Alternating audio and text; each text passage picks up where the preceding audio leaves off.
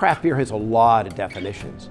My definition would be beer that people seek out for flavor and perhaps because it's more locally made. I think flavor trumps, but in 2016, it may be the local production and being able to go to a local place. In the middle of the 1800s, there were about 2,000 breweries, just a little over 2,000 breweries in the United States. Fast forward, we saw a precipitous drop. Of course, during Prohibition, the number went way down, came back up a little bit, but it really was marginal, and we saw huge consolidation in the business. So you had a bunch of really large brewers and breweries in the United States until the 1980s. And it was in the 1980s that we started what most people today call the expansion of craft beer. We are now at 4,100 and growing breweries in the United States. So more than double what we had ever as a peak for brewery operations in the United States. And most of that growth is coming not from what we might call traditional, yellow, fizzy beer that you get under a number of brands. Most people think of a Bud or a Bud Light or a Coors Light or a Miller brand, and they still sell a lot of volume, but it's the craft beer, the flavorful beer, the IPAs, the stouts, the porters, the Belgian style beers, the sweeter beers, all of those types of beers that are really adding to the growth of craft beer today. There's not great research on certain parts of understanding beer growth, but the most recent study that I've seen said it's a search for variety. So people often say, what's a hot beer style today? And for a while, everybody said, oh, it's IPAs, and it's really hoppy beers. And then people would say, well, it's sour beer. So Upland was very early in the United States to get into the sour beer business, and they've become very well known in the US for their sour beers.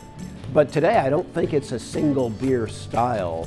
It's the variety, it's the plethora of various styles that people can say, what's the next exciting beer that I'm going to be able to get? And I think that does go to flavor. That does go to, I want to try something that is different than I've had before.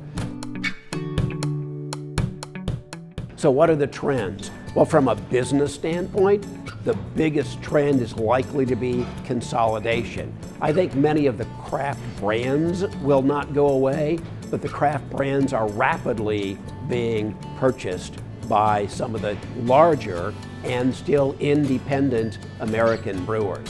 So part of that is a defensive move. So if you're one of the bigger American craft brewers, and I'll not name names because I don't want to get anybody in trouble and say, oh, are they making some acquisition? But if you're a large American craft brewer and you're afraid that you're going to be bought out, one way to prevent that is to grow and be even larger and become more difficult to purchase.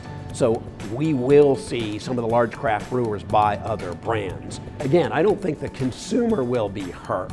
I think the variety is going to continue to be there, but I think we may have to question what we mean, whether we really want to follow local, or will people say, oh, that brewery now distributes in another state. It's not local anymore, so I want to go to the smallest little brewery, which is really good news for the person that's going to open their brewery tomorrow and has a very limited production quality.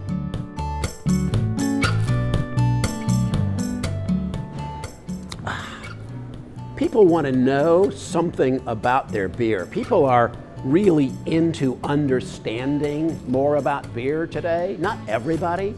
And I think that's what's going to keep that curiosity, that inquisitiveness, that give me something new. I think that is not a fad. If this was a fad, it would have burst about 6-7 years ago.